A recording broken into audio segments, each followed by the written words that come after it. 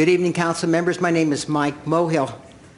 Between a rock and a hard place in the discussion of the proposed Armenian American Museum, one must also question why this council also wants to sell the historic Glendale Civic Auditorium. We need the money. The unfunded pension debt for current city retirees is $440 million, and an additional $38 to $50 million will be needed this year when CalPERS also reports additional investment losses.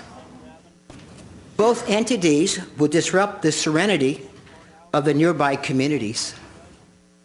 The college plans to install a huge eyesore 4-story parking structure with 655 spaces topped with lighted tennis courts. Security lights would have to stay on until 11 p.m. at the corner of Verdugo Road and Mountain. This mammoth edifice will become the new ugly light beacon for the college and neighborhood. Since the college stays open from 7 a.m. to 10 p.m. daily, the additional traffic congestion and parking will affect the quality of life in the Rossmoyne and Royal Canyon neighborhoods. Most importantly, once the city sells the auditorium and surrounding parking lots to the college, the state of California becomes the new property owners.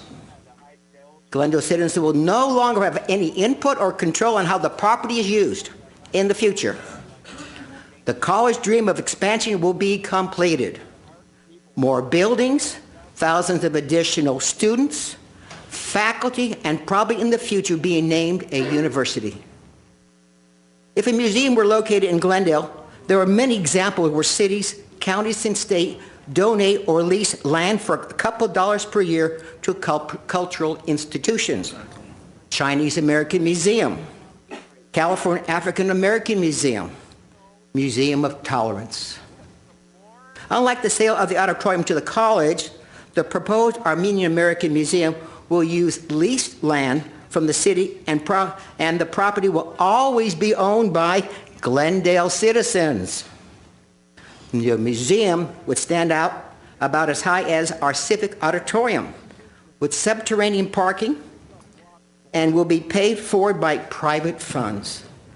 The building will be a total of 150 feet from residential neighborhoods, and 70% of the land will be used to create a peaceful garden and plaza. Existing surface parking will be replaced with subterranean parking operating between 10 a.m. and 6 p.m. Unlike the college owning the property, the museum will generate much lighter traffic in the impacted neighborhoods. But let's get to the real issue here. Why do we need to sell our dual assets to pay CalPERS? Selling our assets is not a vision for change, but kicks the can down the road again, leaving our children and others to pay the bills. As I have said many times in the past, giving our CalPERS union workforce salary increases would only increase our unfunded pension debt. We have over $440 million in unfunded pension obligations and over $250 million in unfunded Cadillac post-employees medical insurance. Let us not forget the $1.6 billion bond debt you have settled on our children. After you sell the city auditorium, you will sell the historic Rockhaven Sanitarium and other dual assets.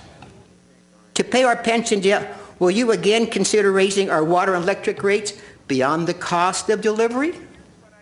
Will you again increase fees and taxes in order to pay our pension debt?